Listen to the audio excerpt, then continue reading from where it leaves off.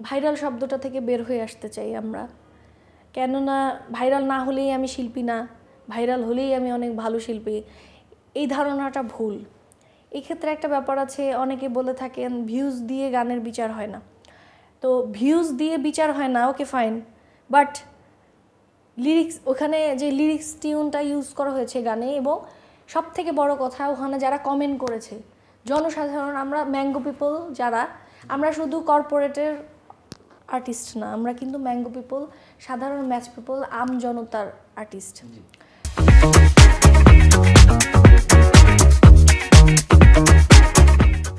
Comment যারা করেছে তারা কিন্তু সব কর্পোরেট লোকজন ওখানে কমেন্ট করে না, ম্যাঙ্গো পিপল, ম্যাচ পিপল লোকজনই করে।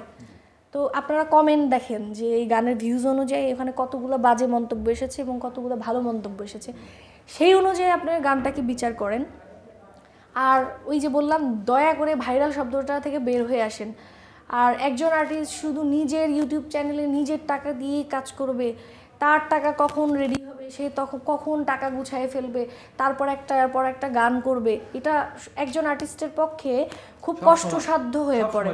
হ্যাঁ, আমরা চাই যে যারা যারা ক্যাসেট কোম্পানি বা যারা যারা আছে, অডিও কোম্পানি যারা আছে, তো তারা আসলে আমাদের এই জেনারেশনের আর্টিস্ট, তারা আমাদের সিনিয়র আর্টিস্টদের জন্য যথেষ্ট করেছেন, কারণ সেই সময় তো এরকম সোশ্যাল মিডিয়া এরকম এতটা অ্যাক্টিভ ছিল না।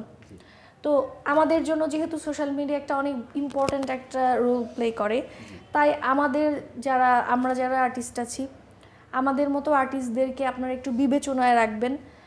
সবসময় স্বজনপ্রীতি না করে এই গানটা এই আর্টিস্টের ভয়েসে ভালো লাগবে, এইটা চিন্তা করে যদি গানটা করেন না একটু সময় নিয়ে, তাহলে আমার মনে হয় আমাদের সিনিয়র আর্টিস্টদের গান যেমন 15-20 বছরেও টিকে আছে, আমাদের গানও নেক্সট 15-20 বছরই টিকে থাকবে। তো আমি সবাইকে বলবো যে আপনারা হুট করে একটা গান করে অমুকের সাথে পরিচয় ভালো এভাবে না গাইয়ে দিয়ে চিন্তা করেন যে এই গানটা অমুক আর্টিস্টকে দিয়ে গাওয়ালে ভালো হবে, ওর ভয়েস ক্যারেক্টারটা এরকম, ওর সাথেই আসলে ব্যাপারটা যায়। তো এটা চিন্তা করে একটু করেন। আমরা আসলে সবসময় টাকা নিয়ে গান করি অডিও, এটা ঘটনাটা আসলে সত্য না।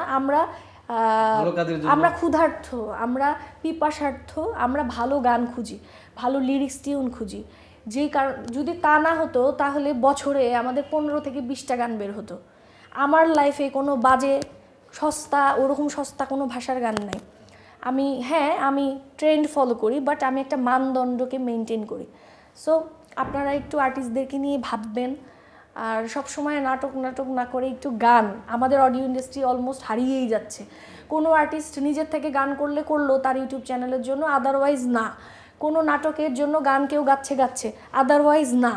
সো এইভাবে আসলে অডিও ইন্ডাস্ট্রি টিকে থাকবে না।